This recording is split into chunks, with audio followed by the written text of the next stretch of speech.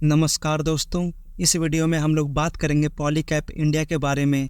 तो हाल के दिनों में पॉलीकैप में काफ़ी बड़ी तेज़ी देखने को मिली है और पिछले 6 महीने में 63% का रिटर्न, एक सालों में 110% का रिटर्न यानी कि पैसे डबल, और पिछले 5 सालों में लगभग 700% का रिटर्न। यानी जब भी किसी स्टॉक में इस प्रकार की अंधाधुंध तेज़ी देखने को मिलती है तो सारे ब्रोकरेज हाउस बाइंग रेटिंग देने लगते हैं।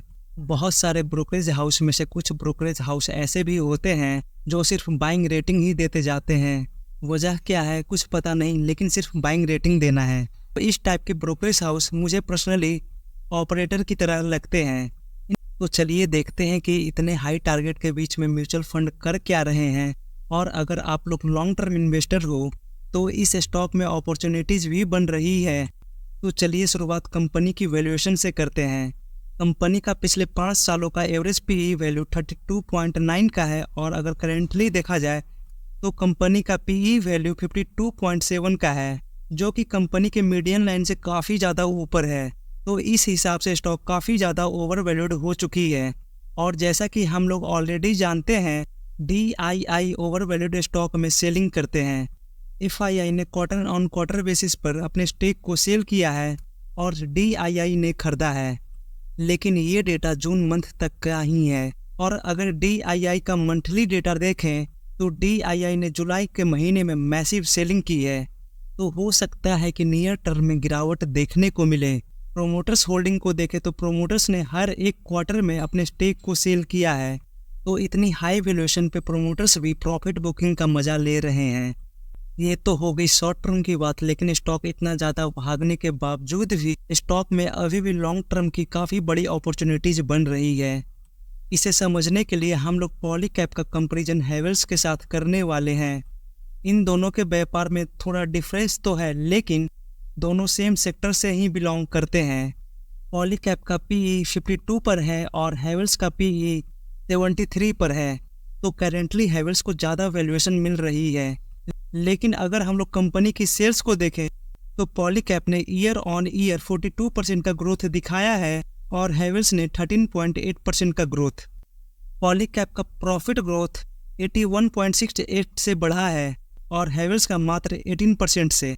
हैवेल्स का ना ही प्रॉफिट ग्रोथ ज़्यादा बढ़िया देखने को मिलता है और ना ही सेल्स ग्रोथ। लेकिन अगर पॉलीकैप को देखें तो पॉलीकैप का सेल्स ग्रोथ और प्रॉफिट ग्रोथ दोनों ही काफ़ी मैसिव तरीके से बढ़ा है हैवेल्स की तुलना में।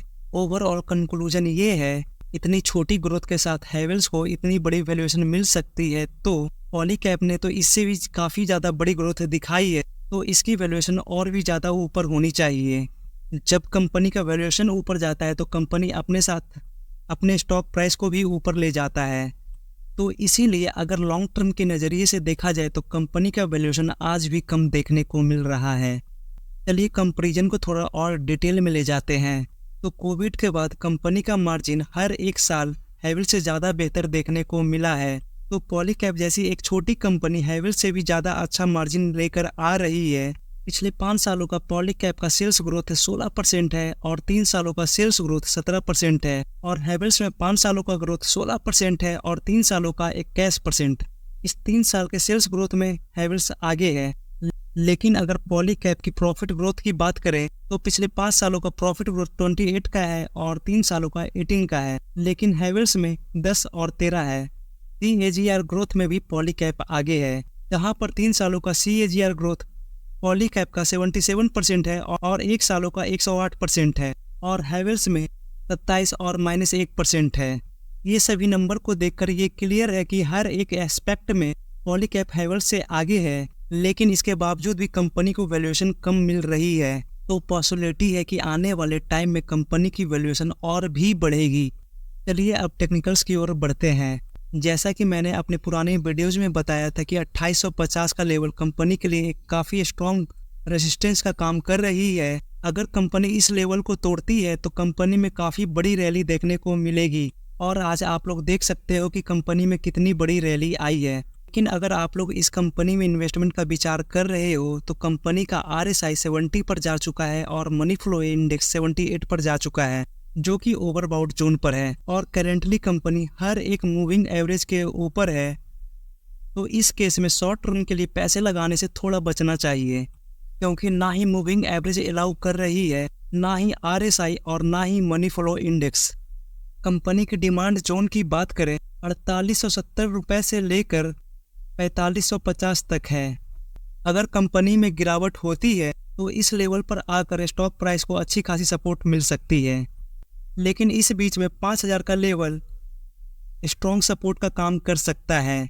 तो चलिए मिलते हैं किसी और वीडियो में। Thank you for watching.